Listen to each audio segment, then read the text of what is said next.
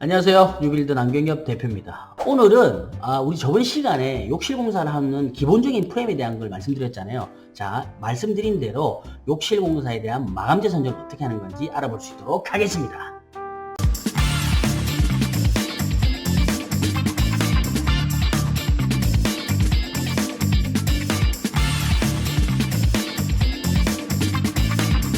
Clear Interior Show. 자, 그럼 오늘은 마감재 선정 부분에 대한 것을 살펴보도록 할 텐데요. 기본적으로 우리 욕실 공사의 마감재에 뭐가 있습니까? 가장 큰 게 바로 타일입니다. 타일. 그러면 타일을 어떤 타일을 선택하면 좋은지에 대한 것부터 살펴볼 수 있도록 할게요. 자, 타일은요, 기본적으로 우리가 욕실은요, 소형 평형과 대형 평형일수록 좀 약간 다르게 할 필요가 있습니다. 물론 요새는 그런 거 상관없이 무조건 어둡게 하시려고 하시는 분들도 있는데, 저는 개인적으로 욕실 같은 경우는 위생과도 관련되어 있기 때문에 되도록이면 조금 밝은 걸로 추천을 드립니다. 그런데 그럼에도 불구하고 요새 또 그레이 톤의 마감재들이 너무 이쁜 게 많이 나오기 때문에 욕실이 만약에 두 개라고 하면 하나는 조금 밝게, 하나는 좀 어둡게 이렇게 해서 추천을 많이 드리는데요. 고객분들하고 상담을 해보면은 대부분 다 그레이시한 느낌을 많이 좋아하십니다. 뭐 아무튼 우리가 욕실 타일 고를 때 상당히 고민을 많이 합니다. 근데 고민을 많이 하는데 해놓고 나면 실패하지 않는 디자인이 있어요. 그게 뭐냐면 지금 설명드리려고 하는 건데요. 보시는 것처럼 기본적으로 벽체 타일을 조금 밝게, 화이트한 톤도 괜찮긴 한데요. 아이보리 톤, 그리고 바닥은 벽 타일보다는 조금 어둡게 하는 게 안정감을 줄 수가 있습니다. 자, 그리고 이때 벽하고 바닥 타일을 보면 일반적으로 벽 타일은 우리가 300, 600각짜리, 바닥 타일 300에 300각짜리를 선택을 많이 하는데, 여기서 중요한 거는 벽 같은 경우에 300, 600인데 길게 붙일 수도 있고 가로로 붙일 수도 있잖아요. 여기서 이제 중요한 건 뭐냐면, 만약 길게 붙인다고 가정했을 때요, 300에 600이고 바닥이 300에 300이잖아요. 근데 타일의 사이즈를 보면요, 300이 안 나오고 297 뭐 이렇게 나올 때가 있어요. 자, 그러면은 바닥 타일도 어떻게 될까요? 297 요 타일을 쓰는 게 좋습니다. 그래야 줄눈 라인을 맞출 수가 있거든요. 자, 그리고 바닥 타일을 선택할 때는요, 또 하나 기능적인 부분을 고려하셔야 됩니다. 뭐냐면 미끄럼 방지를 위한 논슬립 타일을 선택하시는 게 중요해요. 근데 논슬립을 어떻게 확인하냐? 타일을 이렇게 만져보잖아요. 만져보면 표면이 이제 거칠어, 거끌거끌하고, 그런 타일을 선택을 하시면 됩니다. 자, 그래서 벽은 좀 밝게, 바닥은 좀 어둡게, 그리고 논슬립 기능이 있는 표면이 거친 타일을 선택하면 되는데, 그리고 한 가지 더 말씀드릴 게, 벽타일 같은 경우에도 지금 보시는 이미지들은 다 무광이거든요. 근데 유광을 사용하시는 경우도 많아요. 옛날에 유광을 많이 사용했죠. 유광보다는 무광을 많이 쓰기 때문에 전반적인 요새 트렌드가 그렇기 때문에 그런 것들을 감안하셔서 마감재를 선택을 하시면 조금 더 이쁜 인테리어를 할 수가 있겠죠. 자, 근데 우리가 타일을 살펴볼 때요, 조금 더 디테일하게 본다라고 하면 그 타일 자체가 솔리드 된 느낌이냐 패턴이 있는 거냐라는 것들을 또 분류가 될 수 있습니다. 그래서 이런 부분들에 대한 것도 타일 선택하실 때 고민 좀 하셔야 되는데 같이 말씀드려 볼게요. 자, 지금 보시는 것처럼 이쪽에 있는 거죠. 패턴이 가로로 들어가는 것도 있고 세로로 들어가는 것도 있고 막 이래요. 밑에 보시는 것처럼 컬러 그냥 솔리드 된 타입이 있어요. 자, 여기서 중요한 건 뭐냐면 패턴 타일을 선택할 때는 잘해야 돼요. 우리가 일반적으로 패턴 타일이라고 하는 거는 대부분 랜덤으로 나와요. 무슨 얘기냐면 타일이 이렇게 박스채로 들어오는데 그 안에 이렇게 타일들이 들어가 있단 말이에요. 근데 그거를 이제 시공하기 위해서 박스를 딱 개봉을 하게 되면 패턴들이 지금 보시는 요 패턴들이 있잖아요. 패턴들이 있는데 이 패턴이 다 똑같지가 않아요. 보통은 이제 뭐 4장, 6장, 8장, 12장 이런 식으로 여러 가지가 나오는데 이런 타일들 바로 랜덤 타입이라고 해요. 랜덤 타입. 랜덤 타입이라서 이런 것들을 붙일 때 이렇게 맞춰서 붙이면 좋은데, 사실 시공하시는 작업자분들이 그렇게 일일이 막 계산해서 선별해서 작업을 안 한단 말이에요. 그냥 있는 대로 나오는 대로 그냥 갖다 붙이는 경우가 많아요. 그렇기 때문에 뭐냐면 패턴이 너무 화려하거나 강한 것 같은 경우는 욕실 벽으로 적용했을 때 너무 산만해 보일 수가 있습니다. 그리고 대각선 방향으로 패턴이 많이 나 있는 제품들도 붙여놓게 되면 너무 산만해 보일 수가 있어요. 자, 그렇기 때문에 만약에 패턴 타일을 한다라고 하면 가로 패턴 타일을 추천을 드리고요. 세로 패턴 타일을 하고 싶다라고 했을 때는 세로 패턴 타일이 너무 강하지 않는 그런 제품들을 초이스하기를 바랍니다. 자, 그리고 지금 보시는 것처럼요, 표면 마감재가 있는데 이렇게 지금 요 큰 이미지 보죠. 이렇게 보면 표면이 맨들맨들하고 약간의 굴곡이 있잖아요. 이걸 이제 러프한 타일이라고 보통 표현을 많이 하는데요. 이런 타일들, 이 민자 타일보다는 조금 더 재미있고 자연스러운 느낌을 연출할 수가 있으니까 참고하시고요. 자, 우리가 욕실 공사를 할 때는요, 방금 이야기했던 타일 비중이 가장 크긴 하지만 타일 이외에도 선정할 것들이 몇 가지가 있습니다. 그게 뭐냐면 세면대, 양변기, 수전유들, 그리고 액세서리, 그리고 뭐 욕실장, 천정대 이런 부분들이 있는데요. 그런 부분들도 살펴볼 수 있도록 할게요. 자, 일반적으로 우리가 양변기를 볼 때는요, 크게 분리되는 게 한 두 가지 정도로 나눌 수가 있는데, 첫 번째가 뭐냐면 연결되어 있느냐, 분리되어 있느냐. 연결되어 있는 거를 원피스라고 그러고요, 분리되어 있는 걸 투피스라고 그럽니다. 자, 그리고 두 번째가 탱크가, 물탱크가 높으냐 낮으냐에 따라서 로우 탱크, 하이 탱크라고 나눕니다. 그렇기 때문에 경우의 수가 네 가지가 나오죠. 뭐냐면 원피스인데 로우냐 하이냐, 그리고 투피스인데 로우냐 하이냐, 이렇게 네 가지 정도로 선택될 수 있는데, 이 피스보다는 원피스가 가격이 비싸고요, 하이 탱크보다는 로우 탱크가 가격이 조금 더 비싸긴 합니다. 대략적으로 그렇다는 얘기, 무조건 그런 건 아니고 제품에 따라 좀 다르긴 하지만. 자, 그렇다면 차이점이 뭘까요? 차이점은 하이 탱크 같은 경우 물이 낙차가 잘 되기 때문에 물이 그만큼 잘 내려간다는 장점이 있는데, 솜이 좀 많이 난다는 단점이 좀 있고요. 그리고 원피스가 투피스보다는 아무래도 물때가 조금 홈에 물때가 좀 덜 끼고 위생적이라는 장점이 있긴 합니다. 뭐 그렇기 때문에 가격도 좀 더 비싸죠. 자, 그런데 아무튼 국산 같은 경우 대림이나 대림, 세턴바스 이런 데서도 많이 나오니까 제품은 본인이 원하는 것들 중에서 선택하시면 되고, 수입산 같은 경우는 또 가격대가 차이가 많이 날 수 있으니까 그런 부분들도 염두를 하시면 좋습니다.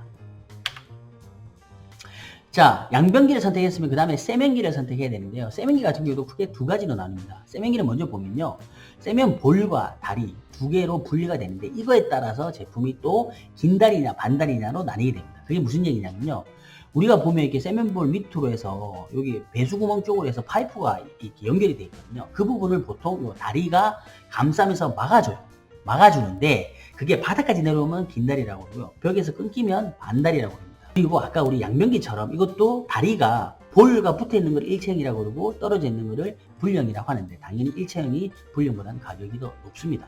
자, 그래서 우리가 요 선택할 때 기준이 되는 게 뭐죠? 그러면 바닥에 있는 배수구멍이 어디 있는가를 먼저 확인을 하셔야 됩니다. 자, 그런데 일반적으로 보면요, 긴 다리보다는 반다리가 좀 더 이뻐 보여요. 그래서 사람들이 반다리를 선호하는 경우가 많은데, 그럼 반다리 선호하는데 만약 하수 구멍이 밑에 있다, 배수구멍이 밑에 있다, 그러면 어떻게 하나요? 지금 사진처럼 요렇게 반다리인데 요렇게 밑으로 연결하는 형태의 제품을 선택을 하셔도 됩니다.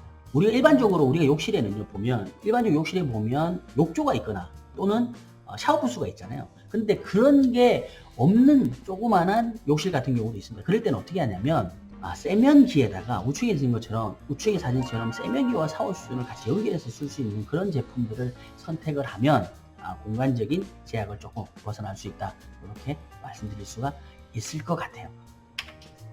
자, 그런데 여기서 재밌는 거 제가 하나 말씀드릴게요. 뭐냐면 우리가 수전유를 선택할 때요, 수전유는 세면볼과 수전유를 따로 선택하거든요. 맞습니다. 따로 선택을 하는데 이런 경우의 실수를 가끔 합니다. 뭐냐면, 자, 지금 세면기가 이렇게 붙어 있어요. 지금 이 문제가 뭘까요? 문제가 어떤 문제가 있을까요? 무슨 문제가 있냐면 바로 이겁니다. 여기서 물이 떨어지는데 여기랑 너무 가까운 거예요. 또 우리가 가끔 가다 보면 손 씻으려고 그러면 이게 독일에 이렇게 손이 걸려가지고 못 씻는 경우가 있잖아요. 그게 바로 이런 경우예요. 그래서 보통은 세면볼과 수전유가 따로 되어 있기 때문에 선택할 때 요 볼에 있는 타공 위치와 요렇게 수전유에서 빠져나오는 요 길이를 잘 확인을 하셔야 된다는 거예요. 물이 나오는 이 부분이 짧게 되면 설치를 해놨을 때 손을 못 씻는 경우가 생길 수가 있다. 그런 부분이 있기 때문에 유념하시면 좋을 것 같고요. 또 하나 팁을 말씀드리면, 세면기 볼의 형태에 따라서 원형볼과 사각볼을 나눌 수 있다고 말씀드렸잖아요. 그런데 원형볼보다는 사각볼이 물이 직각으로 만나기 때문에 많이 튈 수가 있어요. 그렇기 때문에 사각볼을 선택할 때는 깊이가 좀 깊은 제품을 선택하는 것을 추천드립니다. 자, 그리고 우리 또 이제 욕실공사, 우리가 또 보면 욕실장도 되게 중요하잖아요.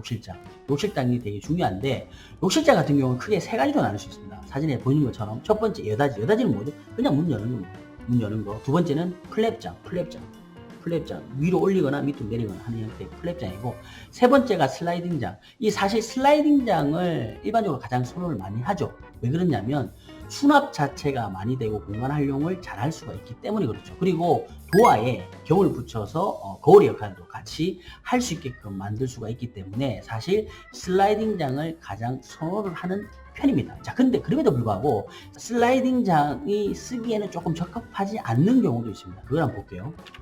자, 우리 사진에서 보는 것처럼요, 이렇게 돼 있는데, 저 사진에 보는 것처럼요, 일반적으로 욕실장 같은 경우는 벽에서 한 12cm에서 15cm가 튀어나와 있어요.